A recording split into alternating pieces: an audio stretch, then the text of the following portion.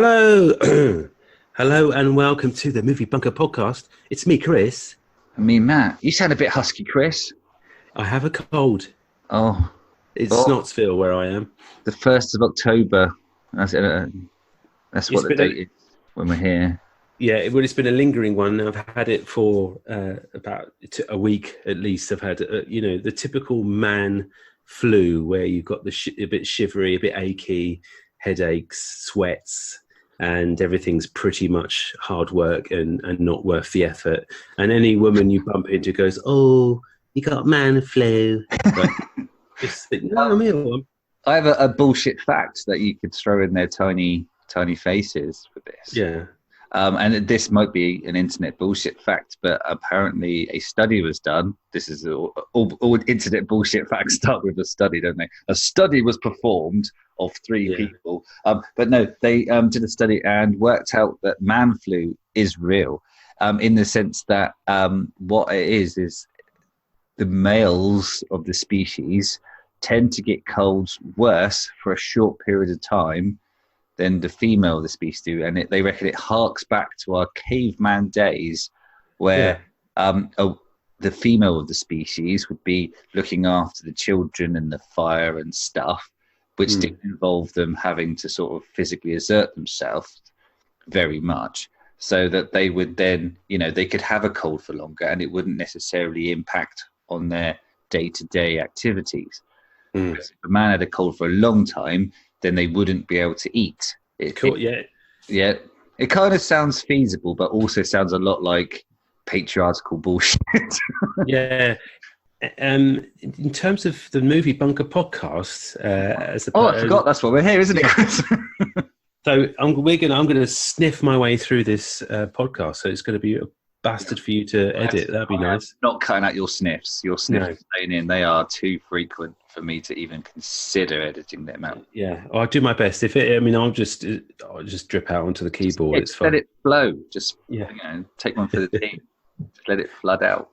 So anyone who's not listened to the Movie Bunker podcast before, obviously would have turned off by now because they would have heard us talking about.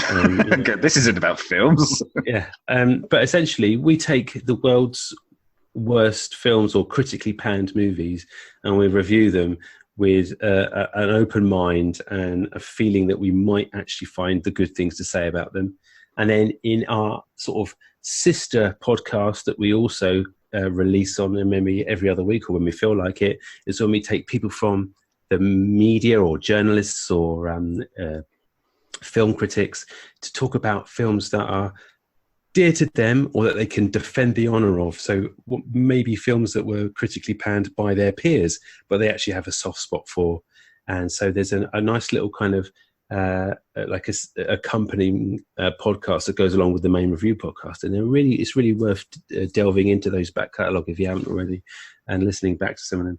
And we also do these crazy like filler things where we talk about the current thing is the pitch, where you and I feel that we can pitch a movie idea to each other in the vain hope that either one of us will think is a good idea and maybe potentially give it the budget it needs to release it out into the world. I think the vain hope is that someone would actually listen and go, yes, I'm a multi-million-pound producer. That sounds like something I can get behind.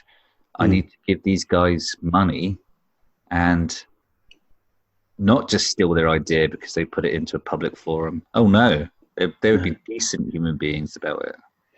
Yeah, well, I mean, we can, fingers are crossed, put it that way. And one day you'll get to make your weird squirty film, and I'll make the underwater sea opera thing that I've been dying to do for years and years. Weird squirty film. Yeah, well, I made that up.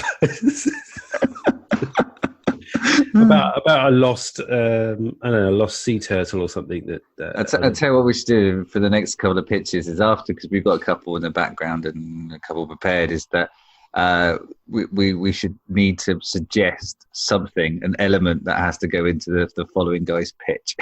Oh yeah, so squirty thing will have to be in one of my future pitches. Yeah, Squirty the sea turtle.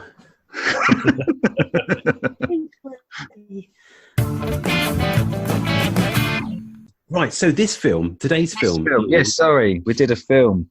Yeah, because another thing happened. We obviously, every episode we have an idea of what we're going to do the next episode, and then something drops and we go, oh, let's do that. And The Predator, the remake from last year, 2018, dropped on Sky. And we're doing some really recent films, and I think that's really obvious that films are shit if we're managing to watch them on television. Like, I haven't bought this, I haven't nicked it from the internet. It was available on my subscription television to watch it's got to be within the year, right? It's not even been a full year. Yeah, absolutely. Yeah, they quick release, I think what we call this, is to get out there and try and make some more money. But you may remember it was a bit lots of controversy around this film when it was released, and we'll get into that a bit later on because it's quite an interesting story. But directed by Shane Black, Shane Black. He can do no wrong, sure. He can do no wrong. He's a great director, writer. And when this was announced, everyone was like, "Oh, what a great decision!" But anyway, before we get there, let's listen to the trailer. Hold on, you can't just do that. Here's the trailer. Thank fuck. Do you know what my job description is? I'm in acquisitions. I look up and I catch what falls out of the sky.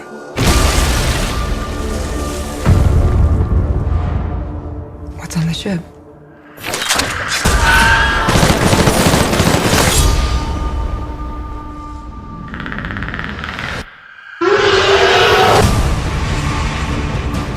Tell me about the mission. Did you see anything unusual? It's above our pay grade. Do I get a cookie now? Look, I get it. Something went down in Mexico. Nobody wants any witnesses. We need to know if you and your men pose a threat. We're rangers. Hey, Baxley, if your mom's vagina were a video game, it'd be rated E for everyone. Isn't posing a threat kind of the fucking point?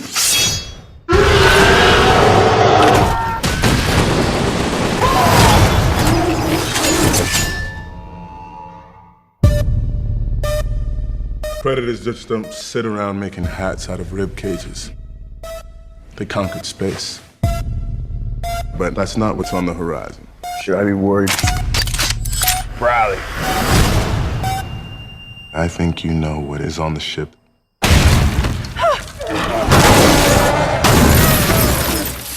The ultimate predators. Light him up! We may die. We're still here. So come and get us, motherfucker.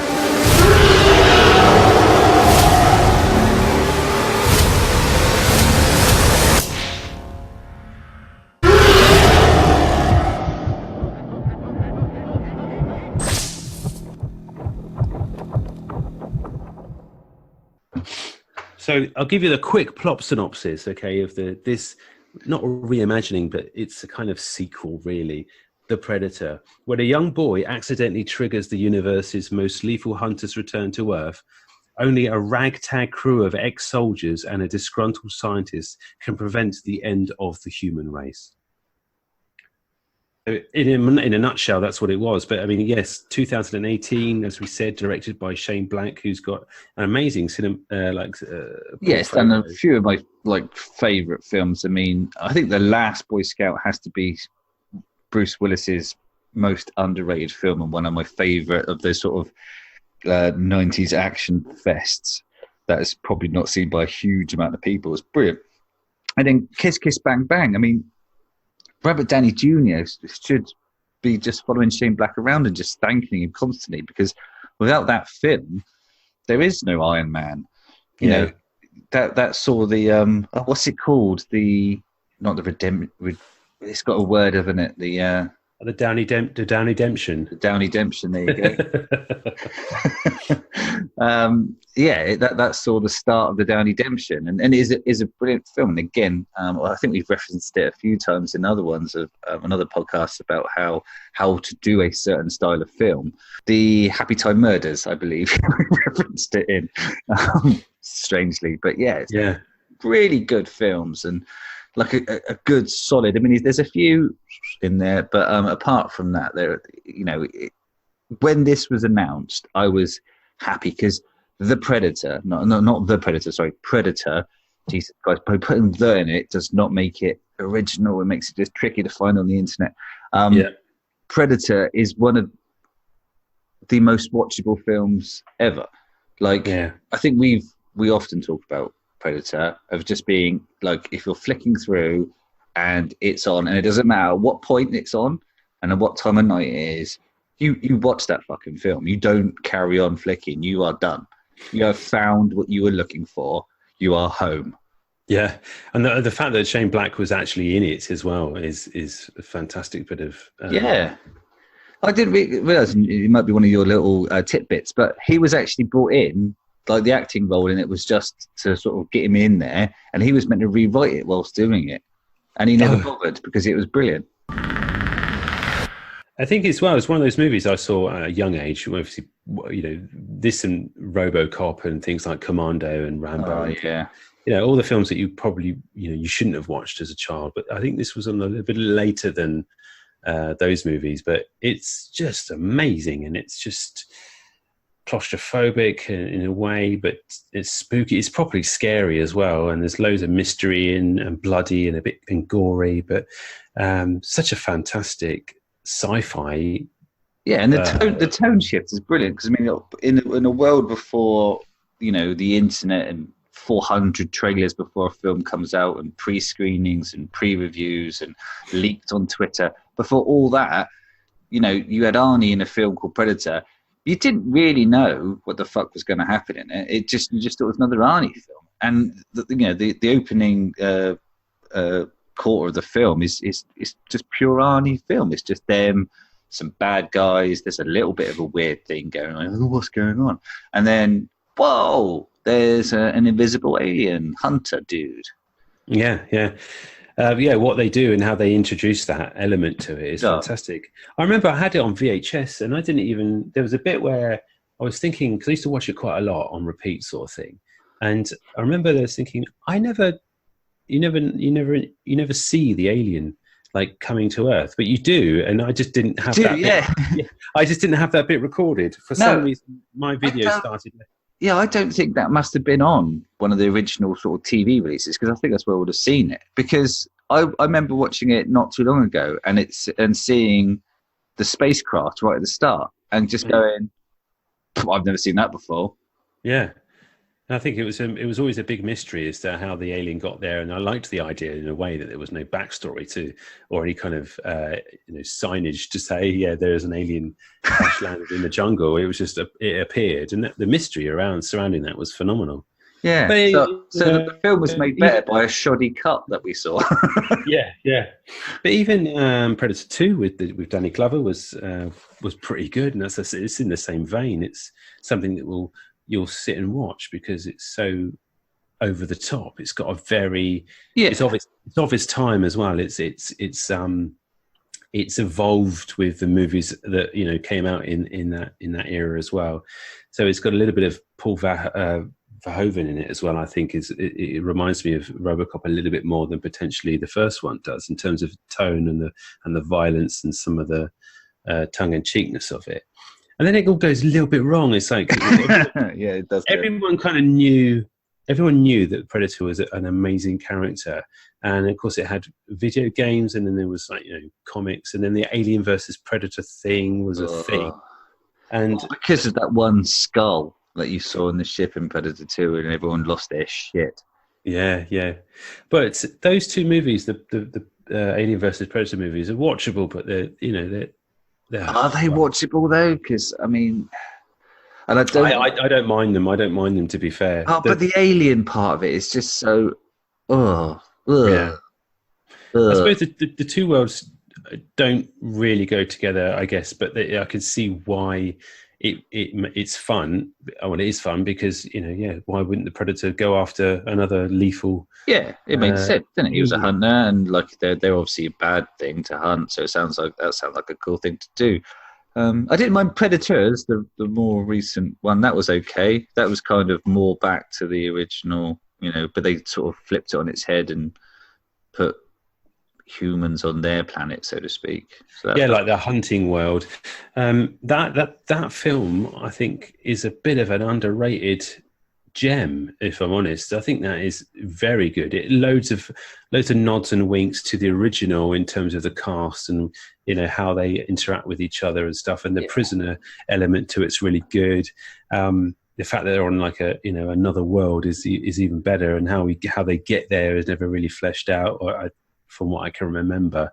And the action's good, and also it's a little bit scary and creepy because I think the thing about Predator, and we're going to get onto the film in a minute, but the thing about Predator is it's a bit like Terminator, and it's a bit like other horror films like Halloween, and it's a bit like It Follows and something like that. It's just that you haven't got a hope in hell's chance against this thing. No. And the only thing you can do is just try and get away out of harm's way. And I think that what scared me, or not scared me, but made me anxious, that's what ticked the boxes for me in terms of that film, is that it's a scary fucking alien, or it's a big fucking robot, or it's a relentless ghost, or a spirit or a demon, and you've got no hope in hell of defeating it one-on-one. You have to either use your wits or cunning, or you have to just keep running until it's over, sort of thing. And this is what let's go back to what we talked about in The Nun, where we think to ourselves, if this was me in real life, I'd be dead within 3 seconds, but not because the Predator killed me, but because I shite myself to death. Yeah, shoot yourself to death. As soon as I see like a slight ghosty effect of his camouflage, and then oh god, I've ruptured my innards by shiting hard. I mean, you wouldn't run either, would you? You would just sort of say, right, that's it. Yeah, go on, just do it quickly. But then, because the Predator's the way he is, he'd be like, no, that's not worth it. And he'd just walk past you. So ultimately, you'd win. You can hope that would happen, or you might just be one of those evil ones that just, sticks a sword through you anyway. Just for fun, shits and giggles, because you smell so bad. Yeah, but this is the thing that's missing ultimately from this movie. Should we get into the cast? Let's talk about the cast, because it's got a fair cast, hasn't it? Yeah, the cast looks promising. Boyd Holbrook plays Quinn. He's kind of like the main lead. He's off the bat of Logan, I think. The Wolverine movie. Then you got Trevante Rhodes, who you would recognise from The Wire. Bird Box. He's superb in that. I'm going to get onto him in a minute. He was poor in this, if I'm honest. You've got a couple of comedians in there. Keegan-Michael Key, who plays Coyle. He's like, is he Funny or Die kind of comedian from, or Saturday Night Live? There's a lot of voice work from when I looked at his profile. An awful lot of voice work. Then we got the only woman in the cast, which is Olivia Munn, who plays the grumpy scientist from. You're not forgetting about Yvonne Strahovski. Oh, she's in it too, yeah, who is from Chuck and other bits and bobs off the TV. Another surprise for me was Thomas Jane, who plays Baxley, and he's like, what's he well known for, apart from loads of stuff, but is the Punisher shorts and things like that, isn't that right? Yeah, well, that's the one but he's kind of everything. And Deep Blue Sea. Yeah, that's right. And he's quality, I like him, he's good. Oh, and the Mist, he's brilliant in that. Alfie Allen, you'd recognise from Game of Thrones, Jake Busey, and there's basically a lot of other blokes. So we've got two women. It's a dick-heavy film, and a British actor, Sterling K. Brown, who plays the hissable villain. I guess you'd call him from. Yeah, he's definitely the villain.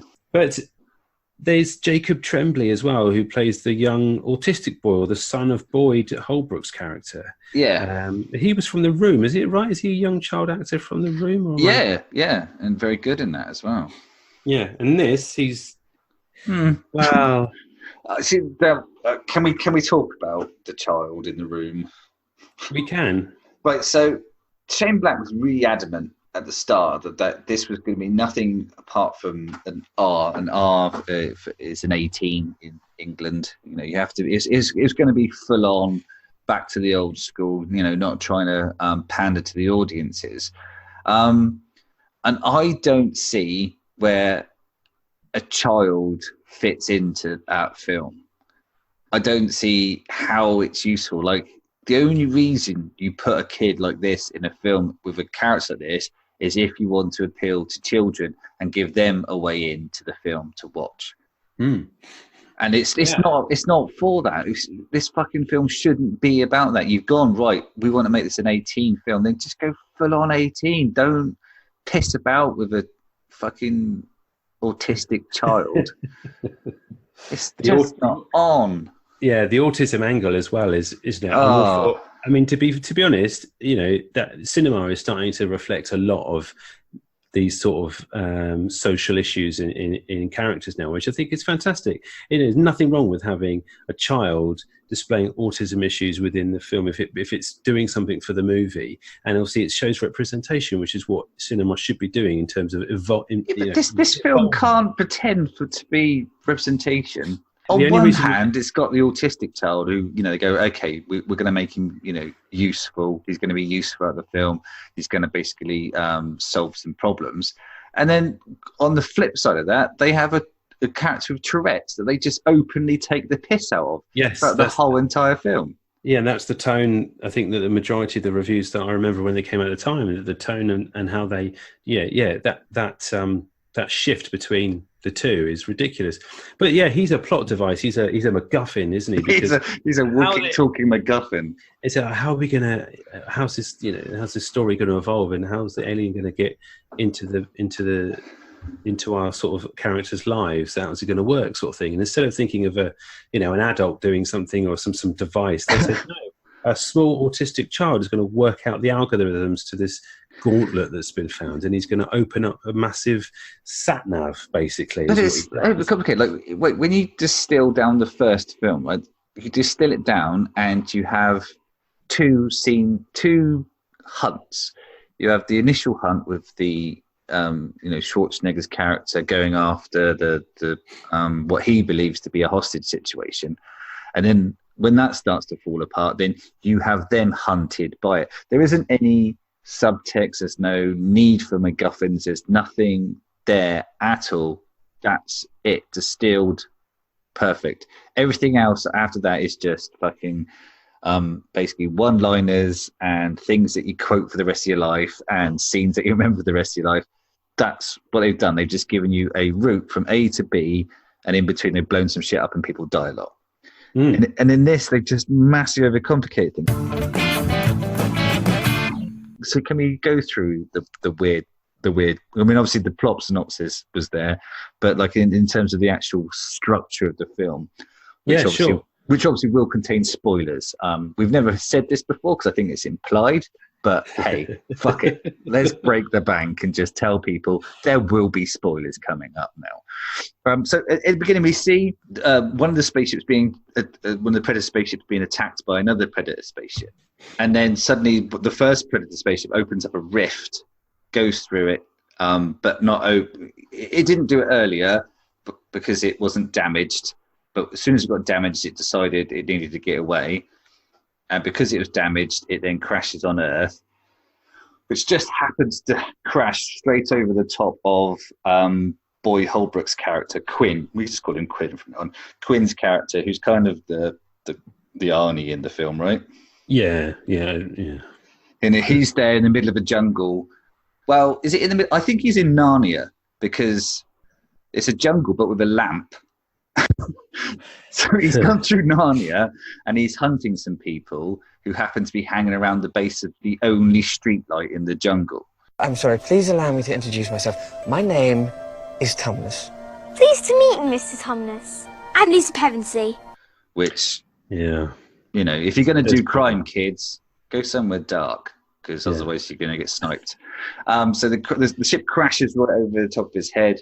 Boom. And then I would, again, this is me, run the opposite direction. He goes towards it and ends up like stealing some of the shit, right?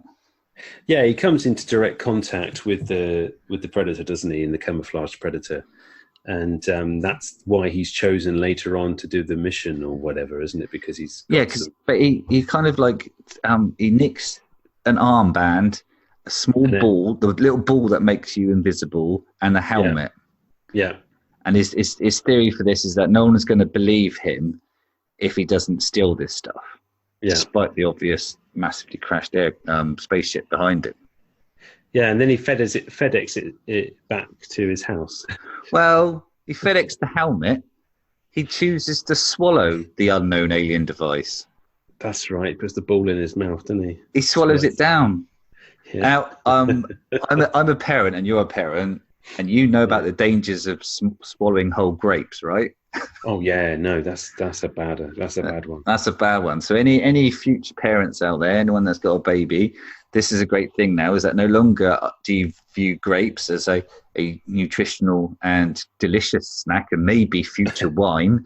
You now view them as little death bullets that will potentially choke every child in sight if you don't cut them in half, long ways. Not sideways, long ways. Not sideways. Cut those grapes, people. But like this guy, Quinn, can fucking take a huge metal alien ball and like, that's not going to squish. That's going to stay as a huge metal. And he chooses to ignore any potential alien-based diseases that's going to be on this thing. I don't see him wash it at any point. Just swallows that fucker down. With a little shot of whiskey, didn't it? Or something, I remember. Yeah, or a little glass of water because he's thirsty as fuck, I think, from his trip. Probably. But yeah, it's almost got this kind of Skynet element to the story as well, where you are Olivia Munn's character is then sort of segued introduced to this lab where they know and they've got all this technology from the first movie or the movies before. So instead of having Arnold Schwarzenegger's hand or arm from the Terminator 1, they've got the helmets from or one of the and a whole Predator strapped to a table. Just not. Because he crashed. They've actually got the Predator from the crash anyway, haven't they? How did they do it? because Quinn accidentally shoots the Predator with one of its own weapons, like a little razor comes flying out, doesn't it, and injures the Predator and makes them catchable. Yes, that's right. So he's on the bed. And Olivia Munn is introduced. Why is Olivia Munn here? What's her character? She's some fake. Oh no, not obviously they're all fake. No one's a real soldier. No one's an alien in this. But she's brought in because no one else can look at an alien the way that she can look at an alien. She's got she's got a very surprised look on her face, and she could. But this is another weird thing. It's like they introduce a mechanism for nudity without showing nudity, but then has no actual real place in the world. Yeah, I spotted this. It's weird, right? It was like, why have they done that? It's like what they would do in the 80s, just so you could see the lead actress's tits.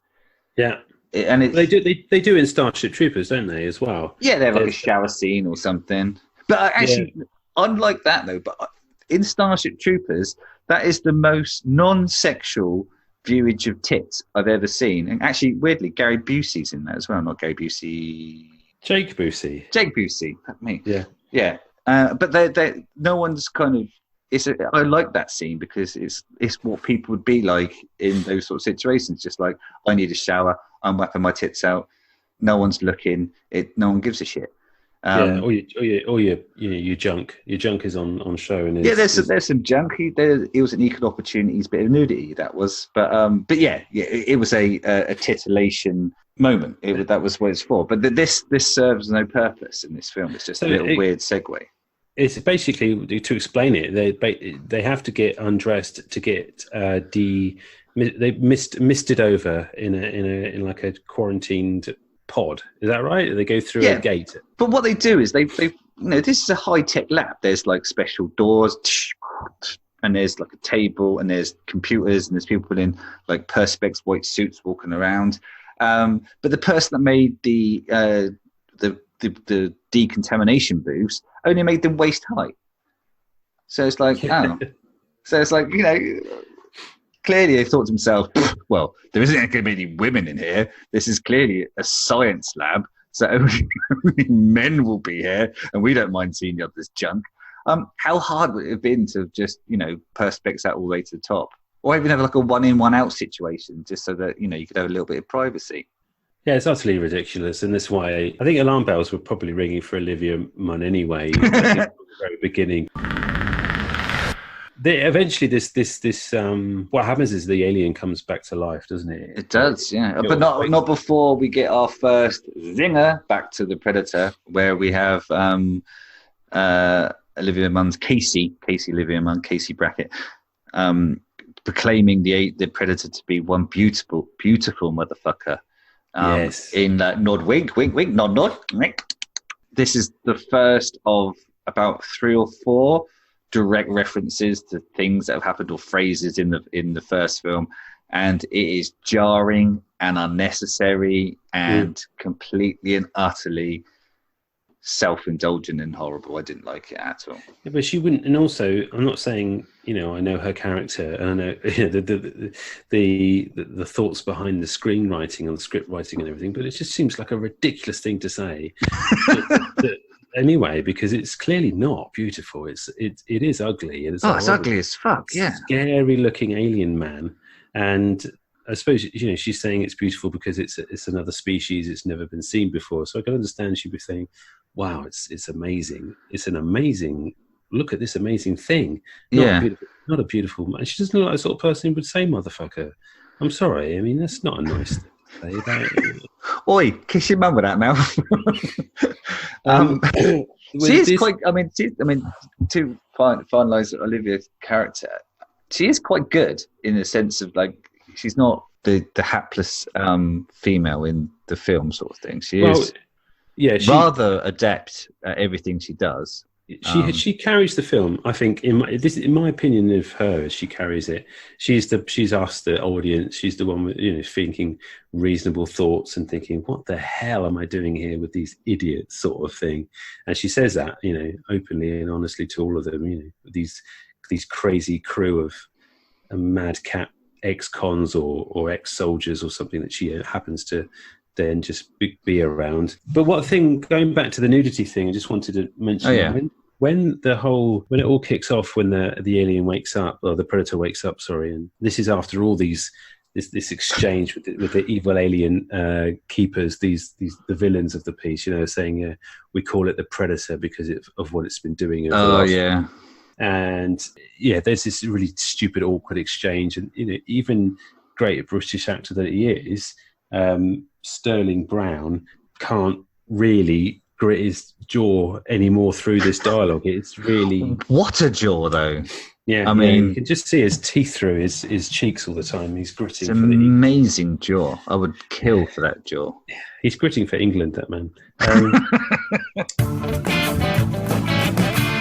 After that, all that sort of ham-fisted dialogue's gone through, and the alien wakes up and it goes to town on all the scientists, and they're trying to kill it back after it's killing them and escape. And she's obviously watching all this and running around between the desks and everything. And this is when it gets a little bit. I mean, for me, just going back to what I was saying at the very beginning of the podcast, that this is all wrong because you're seeing everything in sort of CinemaScope, and nothing is left. So this Predator is in a loincloth, essentially. That's it. Helmet off, no armor, nothing, and it's terrorizing. And I think the beauty of Predator, the first one, is that when he took the helmet off, it was a massive reveal, and a really big cinematic moment. And this is like, there he is. That's it. He's there. Are we not past that? Can we not say that that's okay because there's been 83 films, and we've had that reveal many times? No, but I think to just have, it's like the Godzilla thing. Everyone complained about the Godzilla remake. You don't see the Godzilla to the end, and then they made Godzilla King of Monsters, and you see him, at the very beginning, and then all the way through.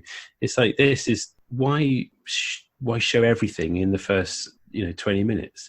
It's like, he's doing fisticuffs. This predator's going to town. I'm going to get round to the point with Olivia Munn's nakedness in a minute. But she basically then... I'll take your time, mate. Jesus Christ. Cutting all this out anyway. This is all going on the floor. She basically, instead of just running for her life, she just think, before I leave, I'll just get in the deep end. Isn't there again another little device where it goes, like a computer goes, you cannot leave before decontaminating. And but how does it know? Yeah. How does it know if you've got your fucking clothes on or not? It's like, just fucking stand there, take it, and leave. Yeah, but she gets dutifully undressed and squats in the corner, and then the predator walks past her, finds her, and then just basically just says, "No, that's fine, you can stay." And doesn't kill her, does he? Obviously. Well, no, because we know. Well, later on in the film, we find out he's actually here to save humanity, despite murdering a whole room full of humans. Obviously, in his own little predator voice, he was probably shouting, "I'm here to save you." Oh no! You've stop trying to kill me. Oh no! You've fallen on my claws. Oh, this is awkward. Hey everyone, can someone pass me that? Oh shit! I've just stabbed someone in the face. I don't know why he's turning into Bungle. Oh no! Yeah. The thing is, I didn't even get that. The whole storyline thing was just lost on me by the end. I didn't even understand what was going on. Can't see it through your tears. No. But anyway, it's too much to explain. But yeah, this is the first 5 minutes of the fucking film.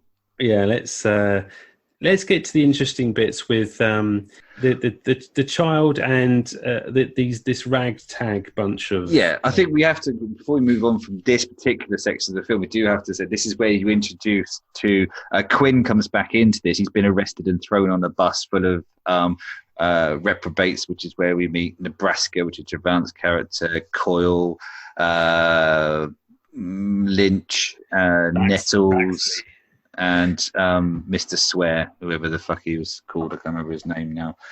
Baxley. Was it Baxley Sweary? Baxley. Oh, was that? Oh, right. I didn't recognise him at all. I was like, the whole time we're talking about Thomas Jane in this, I'm like, I can't think for the life to God of me who he was in this film. Yeah. No, that was the swear face. Oh, okay, fine, brilliant. So, Baxley. So yeah, we're introduced to them. They escape and instantly take it upon themselves to continue hunting the predator down. And they kind of then join up with Olivia Munn's character, who's managed to tranquilize herself in the foot, I think. So she's unconscious. Yes. But the big kind of set piece at the very beginning is the big escape from the lab in the bus with the predator on the roof and her and being tranquilized and everyone waking up to the fact that shit's going down and there's an alien escaping from a lab and all the characters are sort of ribbing each other. There's a little bit of an introduction to them where they're all obviously unhinged in some way. They obviously do their very best to try and show you. Is it during this sequence where we have to get to the choppers moment as well? That's a bit later on, I think. Later on, the eponymous line is mentioned by Trevante Rhodes' character, Nebraska. What a great name! Was it? I can't remember who said it, but he says "get to the choppers." He doesn't choppers, because there happens to be a row of motorbike choppers in a military base. It's like that's ridiculous. It's like, could you force that in any more ham-fistedly? Maybe it is at the beginning then. I'm trying to think where I heard it. I think I probably did hear it at the beginning then, if that makes sense, that they escaped somehow after the bus crashes and stuff. But Trevante Rhodes, his character is annoying because he's so one-dimensional. He's like he plays this sort of sharp talking, quippy, not give a fuck kind of guy, and he's always smoking, right? So his thing is you're just imagine Shane Black going, and you smoke, right? This is your thing. You're like a chain smoker. So in every scene, you're going to be smoking. And when that cigarette's gone, you can just grab another one and smoke. And you're going to look really cool. It's going to look amazing. But it's the most contrived, lazy character development I've ever seen. It's like, fucking hell. Because you can tell a smoker from a non-smoker. Trust me, I know, because I used to be one. So when people try and smoke or hold a cigarette or in their mouth, when people talk with it in their mouth and it's like that. Goes in their eye and they're like, oh, fuck, that burns. You can't do it. unless you know what you're doing. And he looks like someone who's just seen a cigarette for the first time in this movie. Yeah. Hey, look, he's got a bunch of new friends. Maybe he wants to, pretend that he's a smoker to try and be cool. I'm not saying. Yeah, I just think it was something that wasn't needed, and I just noticed it. And because I noticed it, it's one of those things I thought, oh yeah, there we go, cigarette, holding it like an absolute idiot, and that whole thing was just contrived.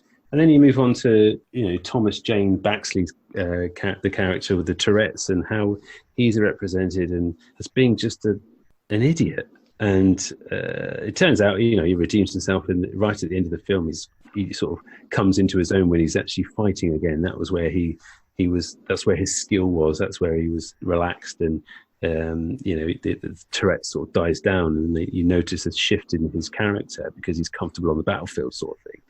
And then out of it, he's a very reclusive, anxiety-ridden soldier with some obviously clear sort of PSD sort of thing. But the whole way through, hey, Tourette's is funny because it's funny to uncontrollably swear and tick in public. Yeah, and there's a bit where he's offensive to Olivia Munn, and there's that. It's a really awkward scene that is overplayed and goes on too long, where he says something about her nether regions, and she then says it back to him and just says, "Did I just hear that correctly?" And then they all sort of have this massive long bit of banter about the whole thing, and it just goes on and on. I'm thinking, fuck, just make it end. Stop talking.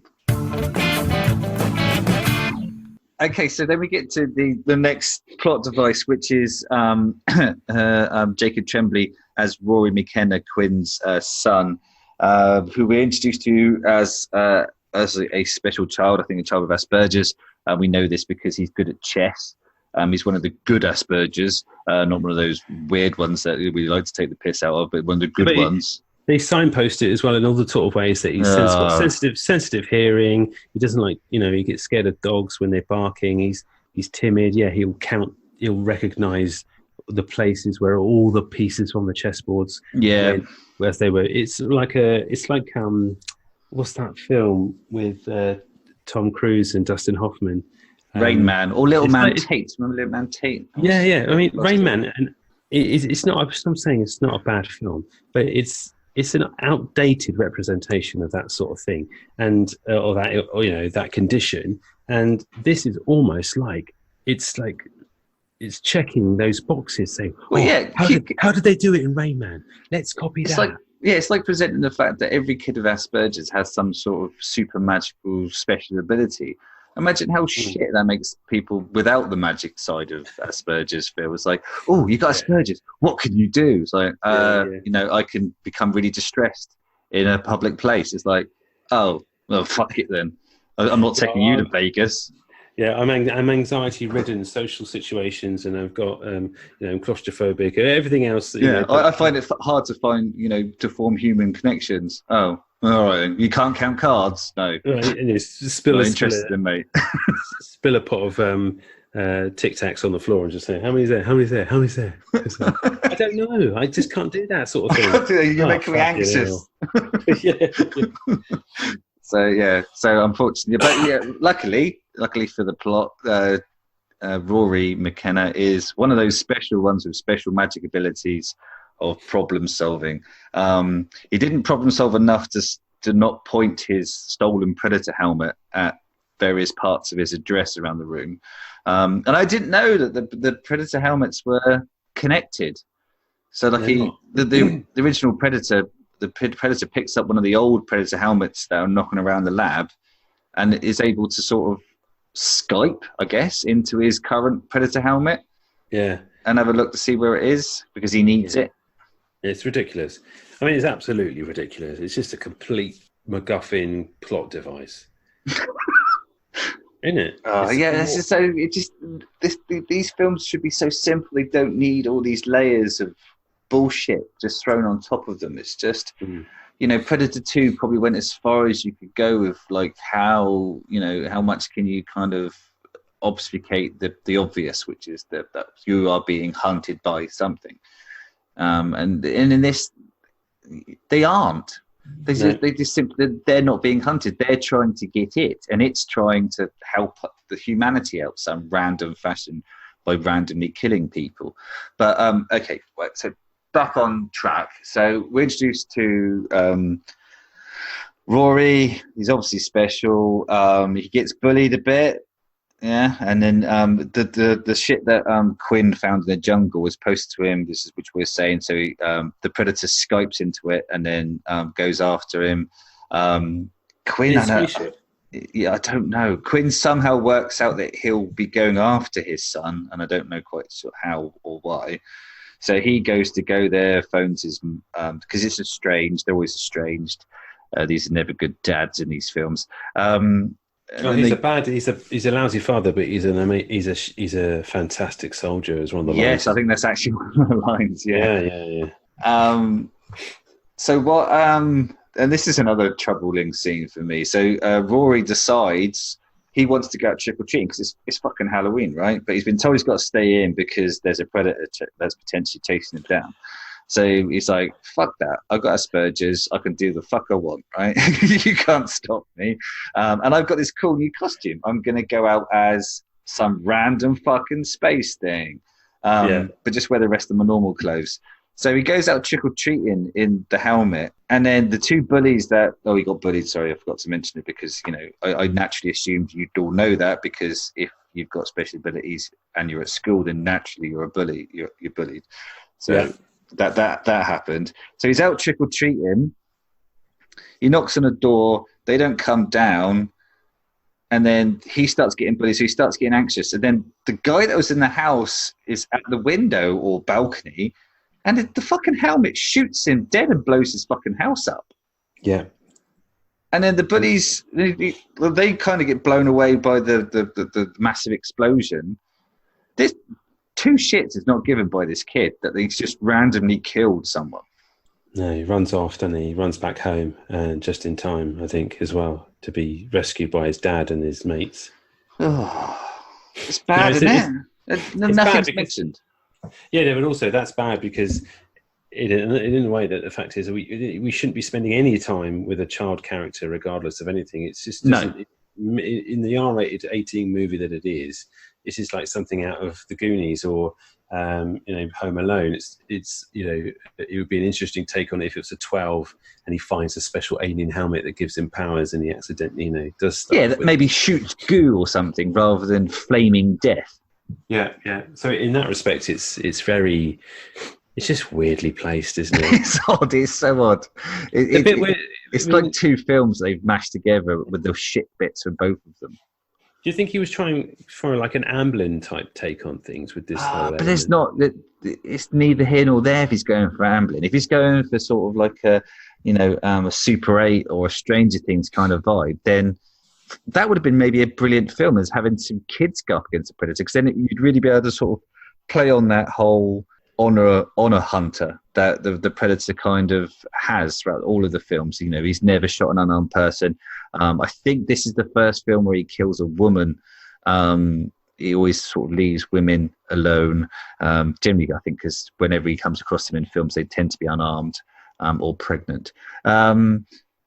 So maybe if they've done like a bunch of kids going out against it, the parents don't believe them, they've seen a predator, the predator's going after something, and then the kids are tracing it down, and then whether or not but it's not that.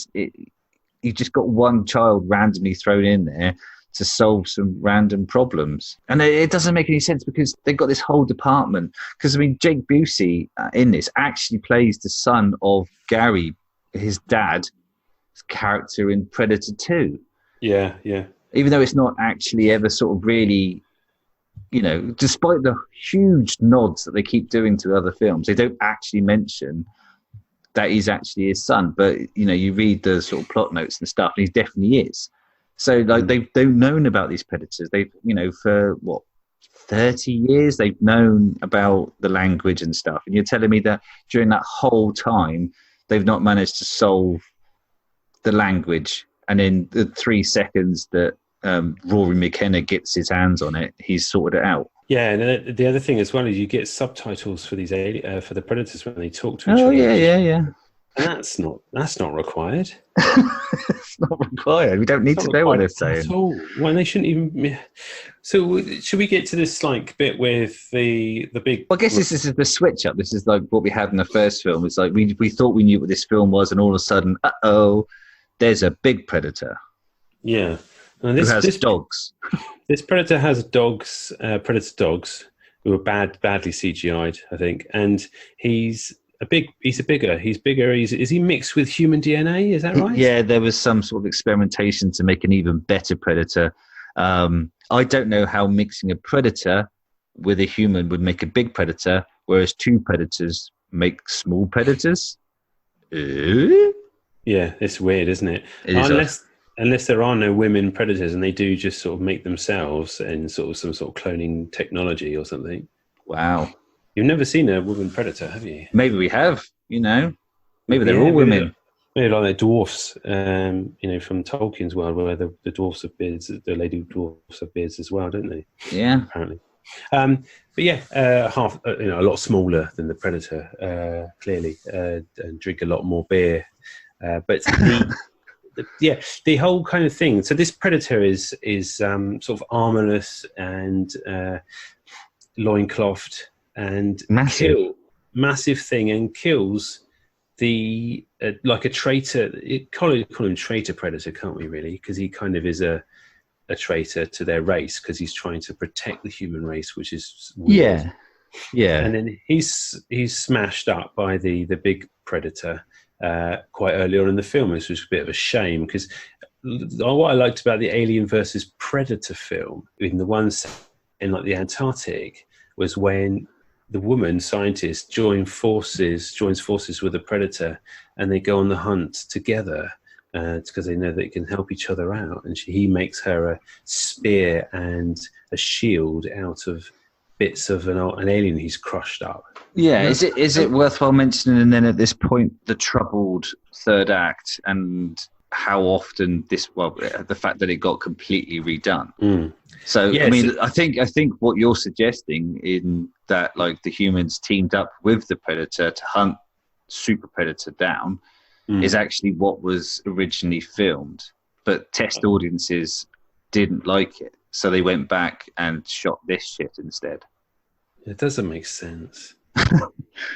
I could have bought. You can buy that a lot better, is because that's kind of been alluded to in the other films. And I mean, other things happen. I mean, other things happened in terms of all the bad press and all the bad. In a way, even if the film had been good, the negative press in the promotional trails of this movie were dead and buried because of what was leaked and what was said by Olivia Munn, and she was right to point out. I'll just tell you what happened, just because I'm talking about it now. Yeah, you're alluding around it weirdly. Just spit it out, man. Sorry, man. So actor Steve Wilder, was also known as Steve Wilder Strigel, was originally cast as a minor character in the movie, but 20th Century Fox removed his scenes a few days before the picture lock, when actress Olivia Munn informed the studio that he was arrested, charged, and as a registered sex offender in 2010 after facing allegations that he attempted to lure a 14-year-old girl into a sexual relationship via the internet. So yeah, there was other stuff, allegations and stuff. I actually remember this playing out on the internet because I followed Olivia Munn because she's in films that I really look forward to and then horribly disappointed by. She was in the X-Men Apocalypse film. Yeah. And she used to sort of put out behind the scenes shots and stuff. And the character she plays in that Psylocke is one of my favourite from a very interesting character from comics. Quite rightly, kind of felt. Yeah. So she was basically, she did a couple of scenes with this guy and didn't know his background and didn't know his script, the allegations and what he was arrested with and stuff like that, and felt very betrayed by the director, and obviously felt not maybe necessarily at risk, but felt that she, as a working person, should have been informed perhaps prior. But anyway, it caused quite rightly probably a lot of a lot of negative press around Shane Black. Wasn't she like threatening to sort of remove her rights to being in the film? Well, I think she just I think she just wanted someone to acknowledge what had happened, and I don't think she would, because I follow her on Twitter as well, and I think she basically just wanted someone to recognise it and potentially apologise for it. Shane Black defended this guy. I mean, he's cast him in other films. He was in The Nice Guys and Iron Man 3, so he's a personal friend of his. So you think, Christ, what's Shane Black hanging around with? Yeah, I think he sort of framed it as, everyone makes mistakes and deserves a second chance. It's just like, yeah, but there's some things, and like, this isn't a spur of the moment thing. This is a preconceived. Yeah, it's not drink driving. It's not drink driving, or he wasn't a drug abuser like Robert Downey Jr. was. He wasn't that. That's a different type of redemption. Yeah. You can build yourself back up from potentially having, going on hard times and stuff, and getting into drug and alcohol abuse and stuff. But what this chap got up to, is not really something you can. I don't know. This is the one that we know about as well. So Yeah. God, this is a dark. It's got dark. Yeah. So yeah, but Olivia did the right thing in putting her foot down, and the guy got his scenes cut to me. So. Yeah, and then but it killed the movie. I think straight away. Their critics hated it. And I think obviously the controversy around all of it didn't help any press or anything it would have got anyway. I mean, it would have been panned because it was bad, but I think it was panned even more because we knew a lot more about the behind the scenes stuff that happened when they're filming it. What happens at the end then? You get shot in the face. Game over, man. There's two things, because obviously there's a couple of bad guys in this. That you got Traeger, Sterling K. Brown's character, who goes out in the most fucking Mr. Bean way you could possibly go out. He shoots himself in the head with a predator shoulder cannon. Why? Like, what the fuck, man? That's not how the big bad goes out. Sure, like. He puts it on because they kind of do a weird team up at the end between everybody, and like, so he puts on the shoulder cannon, which he's clearly used before, because he's like, I've got this on. You wouldn't put one on that you didn't know how to use, and then just walk through walking through the forest, and then someone calls his name, and because he looks that way, he shoots himself in the head. Oh my God. I missed that bit. Oh God! I was just like we round it twice just to check it out, just to make sure that that he hadn't just sort of taken his ear off, and he'll do that thing where he suddenly lunges up at the end, and grabs someone by the throat and does 2 seconds of strangling, and then finally succumbs to his injuries. No, he took his whole fucking head off. It's just like, wow, that guy's character arc was just nowhere. Everyone dies apart from Quinn and Casey. And the thing is that they have access to technology. He has the cloaking device. They rarely use it at the right time, and it's really annoying. Annoying. There is nothing more frustrating than people just having the BFG, the big fucking gun, but only using it right at the last minute. Yeah. And it's like, just pull that out straight away, mate, and then you've got this done. Yeah, it's very ham-fisted and wrong. I was talking about callbacks and to the original movies, and the real kind of Predator DNA, which is the ripping of the spinal column out, or the spine out of the body. I mean, that happens several times. People hanging upside down. Yeah. That's all over the place. But also the big predator does it to the small predator, doesn't he? He rips his spine out of his. And you got the noises. And anyone that's seen these films, that they're as evocative as the blasters from Star Wars. They're the doors from Star Trek. There are noises in Predator that just make you happy, and you wonder, without that goodwill in this film, how badly would it be? I mean, it was only a 5 on IMDb anyway, but without having that sort of emotional buy-in straight away before you've done anything, how bad would this film have been received had you didn't even have that, if you had nothing? Yeah, because the score is something to probably say is quite good, because it uses a lot of the same riffs and I think it's the original music, just been obviously redone. But it's brilliant score. And that, as you say, the little alien growl that he do in the background is and great. There's just some nuance to the end. So in the end, it's kind of just like a slug-out fight between Super Predator and the remaining humans. There's various people. There's only a couple of them left, and like whereas the original and even the second one, and the Predators that we were talking about, it's like there had to be some ingenuity. They worked out that you couldn't be seen. They couldn't pick up the fact that you had a wooden spear rather than the gun. All this sort of stuff, but no, he just shoulder charges him off a cliff, and this thing's fucking massive. If he run into him, he'd just bounce off. He'd just be like, "What the hell are you doing?" Yeah. Just like so, he shoulder charges him off the cliff. He falls over, and then he shoots him in the head. And this thing's been shot at millions of times, millions of times, and showed no signs that a bullet would ever do any harm to him. And then all of a sudden, we need to finish this film. How are we going to do it? Looks around. There's a gun there. Just get him shooting in the face. All right, go home. Call the catering truck. We're done. And there's that bit with the dog as well that's got a lobotomy. What the fucking point was that dog? What was the point in that dog? Yeah, because the two dogs that the Predator has as his little hunting guys, I don't know, that's random. But one of them is shot in the head, but instead of killing it, it basically turns it into a nice dog, doesn't it? A nice alien dog. Yeah, that likes Olivia Munn's character, just kind of follows it around dutifully. Oh, so weird. It's so weird. It's nerf. It's so nerf. And it would be funny in a 15. It probably would have been better in a 15.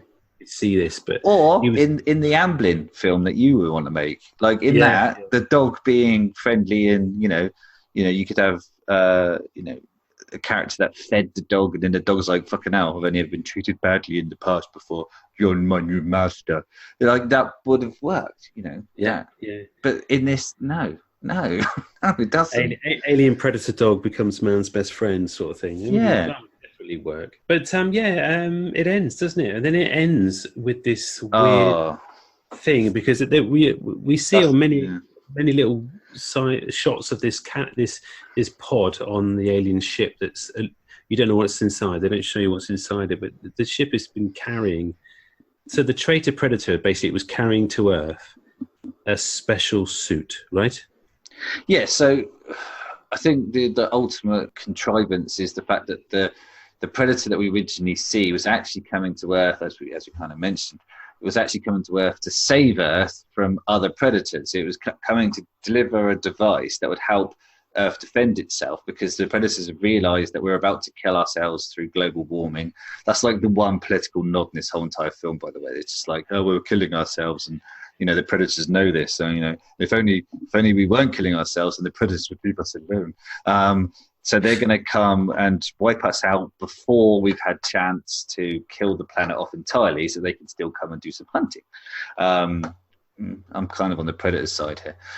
So they leave a device, and right at the last minute, the kid goes, "Oh, I know what it means."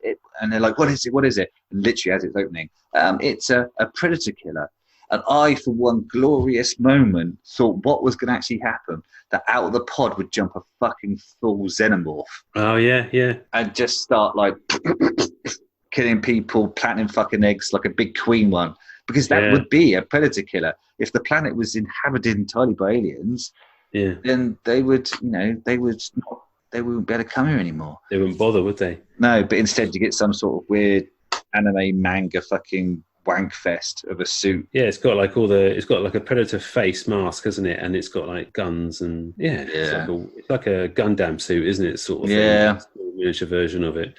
Yeah, and then the lead character survives, and he's there, the only one, and he's looking at it, going, "Wow, that's my new suit," or something. But at the end of Predator 2, the good thing about that was that Danny Glover's on the ship, and all the other older and other predators come into view, don't they? And you just think that's the kind of big reveal in that movie where you go, whoa, there's more of them. Yeah, of course there is. I think that tonal shift as well with the predator trying to save us. I think a lot of these films since Predator and Predator 2 have struggled by trying to.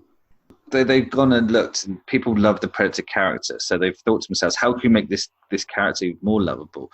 And they've taken the concept of someone that likes to hunt but won't kill defenseless prey as having someone with, and they've tried to foist other moral standards on them. Like you said with the Alien versus Predator Requiem, you kind of see this where they join together, and there's been like a couple of gifts, and in this now you've got good Predator that's come to Earth, and even in the Predators, there was kind of an illusion that there was like a bad set of predators that kind of picked on smaller predators. So they tried to create an anti-hero out of it, and it just doesn't work. We want that polarization. We want these fuckers to be entirely evil.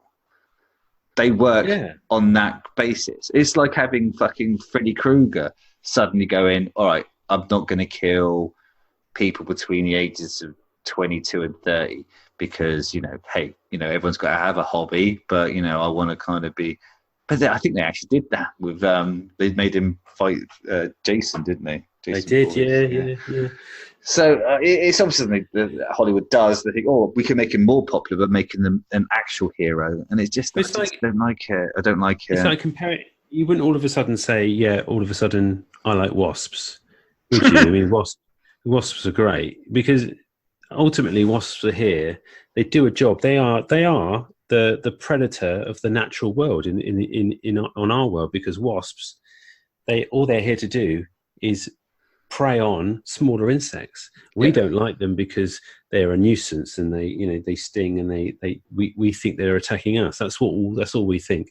Is you're not all of a sudden going to we're not going to, as a nation or as a people, we're not going to say, wasps. Oh, welcome the wasps to the picnic. You're not going to sit down and go, here, share my jam scone. There you go. You're not going to do that. Yeah, yes, you could have a sip of my pint. Of course you can.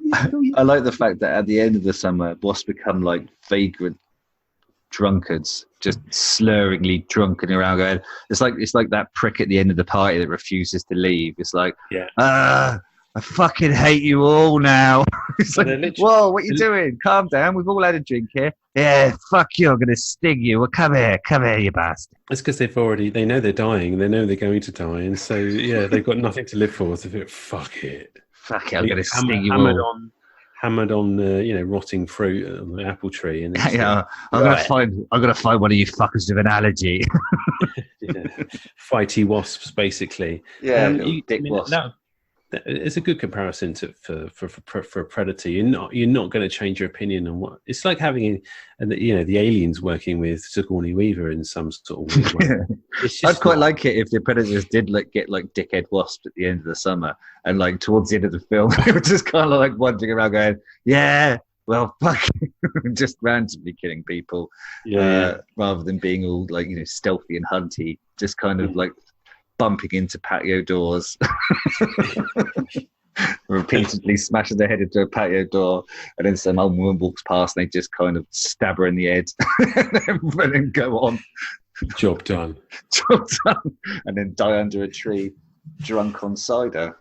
Yeah, sounds like me on a Saturday night. What was good about it? Is there anything redeeming in this film? Because we've got to balance. We have to balance. Before the reviews, we have to balance. Well, what I'm going to do first is going to give you some tidbits and some thingies. Factoids. You want a factoid me? Yeah. Do you want some factoids first?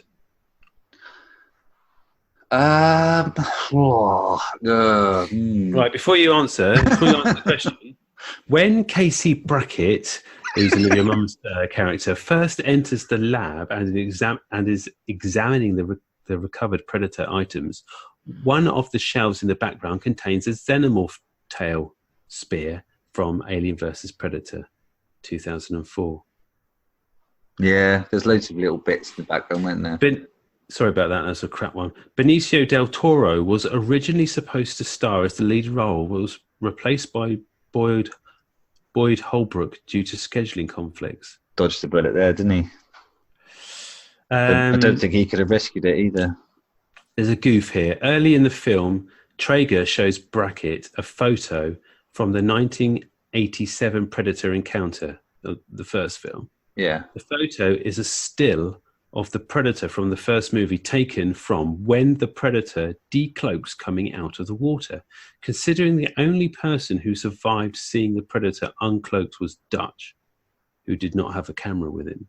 Who took this picture? Who took it? Exactly. So there's a bit of shit in it. Yeah, it's lazy. Anyway, that's it.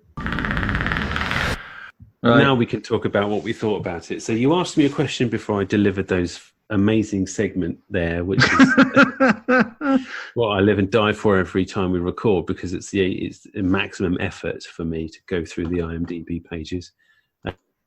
I tell you what, in all honesty, the only thing I enjoyed about this film was Olivia Munn, not for any other reason other than the fact that I think she held the film up. Yeah. And I liked the music. Because the score took me back to the original. Yeah, film. you like the nostalgia. I mean, let's just say this is the goodwill this film comes in with. And the third thing is, they do actually do a good job of the made-up Predator. I know that the big one is mainly CGI. I'm fairly sure it's pretty much all CGI because it looks pretty bad. But the main one, the small one, the traitor Predator, is actually really good. It looks like and his interesting face. Yeah, it's good to have some actual physical effects in. But other than that, it was absolutely ridiculously crap. Really sorry, but I agree wholeheartedly with the critics. What about you? Yeah, there was a couple of dialogue moments that were actually quite funny, that were quite clearly Shane Blackey. I enjoyed that. I didn't enjoy numerous references to old Shane Black films and Predator films. That it looks like if he keeps going down this road, eventually he's just going to have one script which is entirely made of all the lines from his old films. So that needs to stop. Olivia Munn was good at this. Her character was constantly surprising. Sometimes a little bit too much. Like, Jesus Christ, would she really, be able to pick up that gun? If she's just a son. But these are Americans; they're all trained killers. So yeah, pretty much. So it's slightly more believable. It didn't look horrible. The special effects were pretty good until the CGI dogs and Super Predator were a bit too front and center and a little bit more exposed. They could have kept him hidden a bit more, I think. Gave him a head mask and whatnot. Made it a bit more interesting. But unfortunately, in my point there of putting out the good points, I made 3 extra bad ones. I'm sorry about that. No, but it fundamentally the same as you. In terms of money, it did all right, actually. It doubled its cash. Its budget was 88 million. 88 million, Jesus Christ. And then took like 160 worldwide. So it may not have gone. It was filmed in Dolby Atmos. It was aspect ratio 2.39 to 1 and in colour. So definitely noticed the colour. Yeah, the colour was definitely there. It was noticeable. I noticed the colour. Really kind of the first thing I saw when I looked at it, went, colour. What a shame, ultimately, though, Matthew.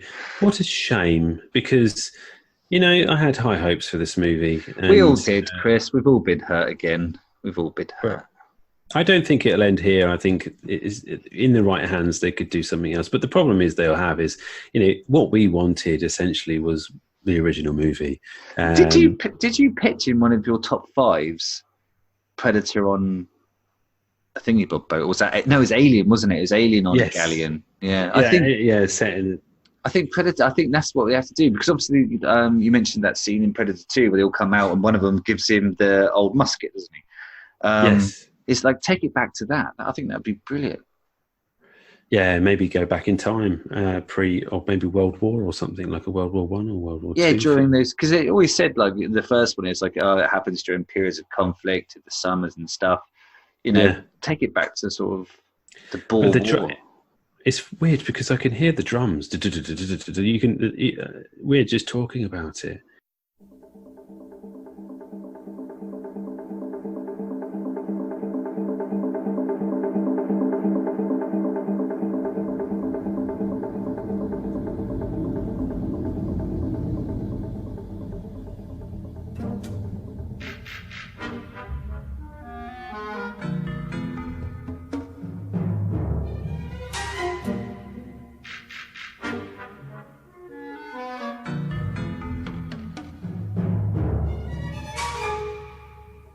the drums of the Predator back. It's amazing.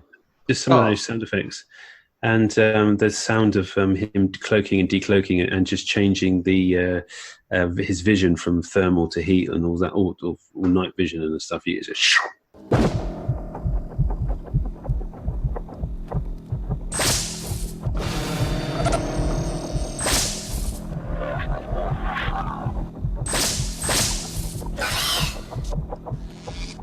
done it, and the voices are all muffled. So loads of cool they need stuff. to put that on. They need to put that, and there was none of that voice thing. I think he did it at the beginning to get through a security gate. There was none of that. Which is why I missed that out, because I think that's in every film. They do the thing with the voice. Yeah. Never mind. Reviews. Here's the reviews. So who do you want to go first? Do you want to go first or shall I? I'm going to go first because I like this one. It's quite it's kind of long. I like a long one. Ooh. So obviously the reviews are 10 out of 10 because we didn't like it. If we'd liked it, we'd have found some 1 out of 10s. Have we ever done that? We've never done that, have we? We've never done it. No, we've never done it. We're gonna. It's that sooner or later. Because I mean, people might listen to this and go, "Oh, you do it on purpose. You find films that you're gonna fucking hate, and then you just piss on them." It's like I don't. I really don't. Holmes and Watson, I really thought might have been the one that would have bucked the trend. And this. I was actually going to rent this out at one point on purpose. Exactly. Like for enjoyment. So it's not true. I'll tell you what, Matthew, as well, just to say that, I did actually enjoy Transformers The Last Night. So, that, anyone can go back to that film and say that I actually deserved to go out the bunker. We had a conflict on that one, didn't we? Yeah, that was shit, mate. You were bang out. I'm sorry, but no. It does happen. It does happen. Go on, Enke, hit me with your review. Okay. All right. Going atypical nerd. 10 out of 10, obviously. Title is just a hell of a lot of fun, like the 80s action flicks I grew up on. I picked this one out initially because, despite the fact that it's got a rating system baked in to IMDb with the rating of 10 out of 10, it says The Predator, 5 stars out of 5. So, I don't know why he shifted this thing down, but he did.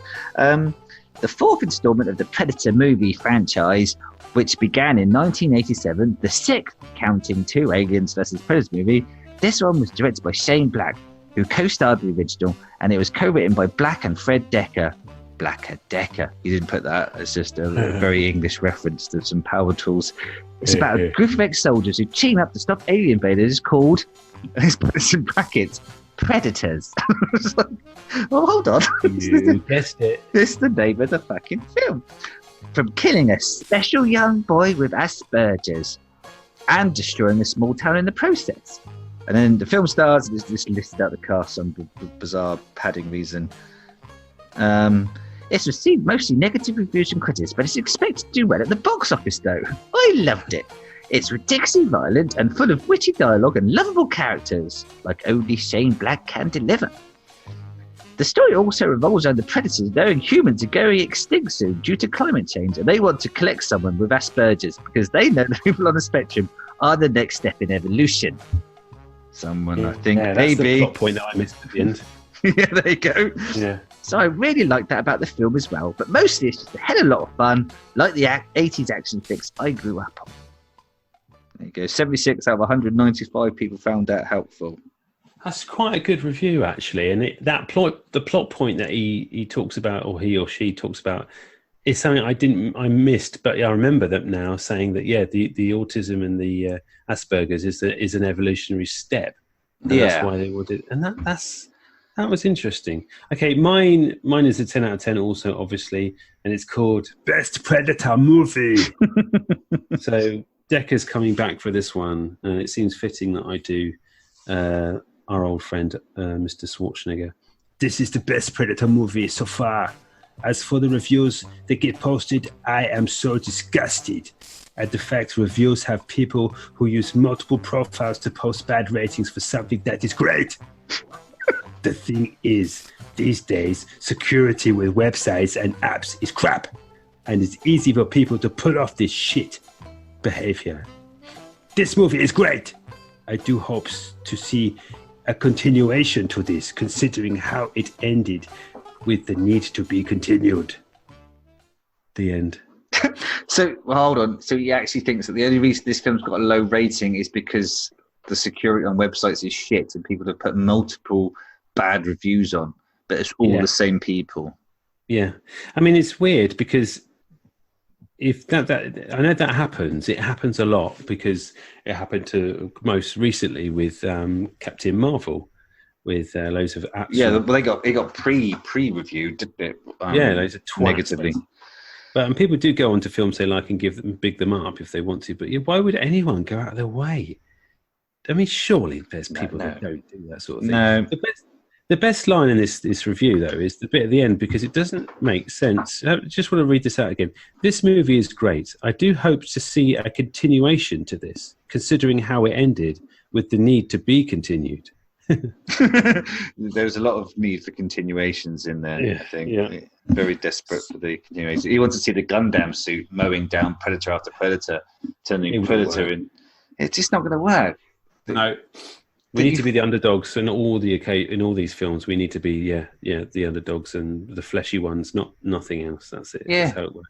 Doesn't work otherwise. So it's a shame, but that's another one staying in the bunker. I don't think anyone needs to see this film. No, lock and key, just put it. 12-year-old again. I think look again, a lot of these movies I think are just for underage people. Kids basically that would watch this and go, whoa, that is so cool. I don't think even kids would be impressed with this. Do you not? No. I think 12-year-old me would probably have had a bit of a hoot watching it, to be honest. I guess. I think it's like the Star Wars prequels, isn't it? It's like if you've seen them first, you kind of go, oh, that was all right. And then it would just get better. Well, yeah, up to a point. But yeah. Nah. So that's 2 thumbs down. That's our new rating. It's our new rating system, isn't it? Brilliant. That was when my thumbs came down. I want to say last episode, I think I may have gone on a bit of a downer. Maybe I may have gone a little bit too...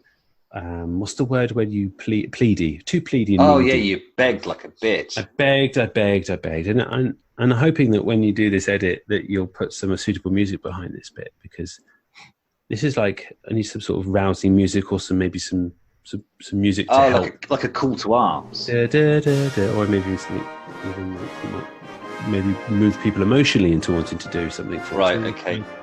Try a different angle. But see, when you're listening to this podcast and you've downloaded it and you're excited because yes, you can hear Matthew and Chris's voices again, and I wonder if Matthew's gonna do that thing and where he talks about movies and subgenres and stuff like that, and he goes on and it's so funny, and whether Chris is gonna be able to put a sentence together without stuttering all over the place. I can't wait.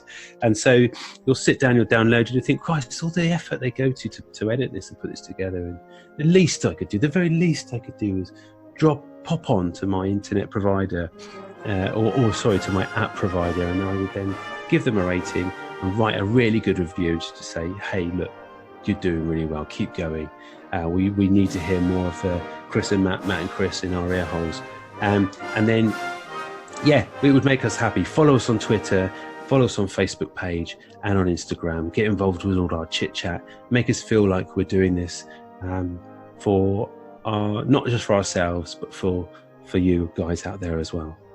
Thank you. Okay, so I don't know if that was more pleady or less pleady than last time. It started off quite upbeat, but then you went pleady again. Yeah, it didn't work, did it? I won't do it again, but just say, thanks. That's it. And see you next time, I guess, Matthew. You're like someone that's being broken up with on text. You're like, no, why? Yeah. I just need to know why. Well, that happened to me once. I was dumped on via text message by an ex-girlfriend. Gosh. And I had literally, that evening we were going out, I had literally come home from work, but I had bought her flowers. And she texted me, said, just something is working. And I was like, why? It's not you. It kind of is you, but it's me. It's just not really, you're just not really, we don't think we're compatible. I said, Well, I think we are. So, no, it's best that we just end it here. I said, I've bought you flowers. Oh, God. That is one of the saddest things I've ever heard. So I walked over the road and I gave them to my brother's wife because he lived over the road from me. I went, yeah, well, but my girlfriend's just dumped me. You can have these. She went, oh, thanks, Chris. Any flowers gratefully received there. Yeah, it's like, oh, that was nice. Didn't pick up the obvious subtext. You're like, well, I'll go back home then. Yeah, no, come in for a drink, come in for tea. I was like, no, I'll go back to a bed sit. It's fine. Yeah, so there you go. Don't buy flowers for your girlfriend because you never know what's going to happen. Oh, that's great. Great relationship advice. The other time in terms of being dumped, I was dumped quite severely dumped actually when years and years ago. But this is a slightly different and better story because at the time I knew something was wrong, but my then girlfriend waited for Star Trek DS9 to finish before telling me. It was almost like they knew that they couldn't make my night any worse they would make it worse if they interrupted Star Trek Deep Space Nine. They actually physically waited for the end credits to say, Chris, I've got to tell you something. Maybe they were just bang into it and just like, no, I was going to mention it at the start, but I really need to find out how this episode finishes. No, definitely not. It was my thing on a Monday night, and that was my thing. I had to watch it without interruptions. It was just a weird. Why would anyone dump something like that? Yeah, exactly. Christ, I wonder what well, that went horribly wrong. Hold on, love. I'm watching DS9. You can fucking speak to me afterwards. Yeah, don't talk. Don't talk. Don't talk. Don't chew. Don't masticate. In fact, nothing. This is. I've got to fucking rewind that now because I missed all of that. I want to see how Odo's getting on with. What was his name? The captain. Oh gosh, just know this. This should be. Yeah, it's your thing, man, not mine. I always thought Star Trek was a big pile of shite. Right, that's it. Cheerio. Thanks a lot. All right, mate. Thanks for sharing. Okay, yeah, so we could do your breakups next episode. I'm sure listeners will be excited to hear how things went terribly wrong for you over the years. Yeah, I can't wait to overshare. All right. Okay, so until next time, we'll drop what film we do as we go because there's no point telling what we're going to do because we never know what from one. But the next podcast will be Adele Drover's interview. Yes. Good. About Valerian, which is on City TV. of 1,000 Planets.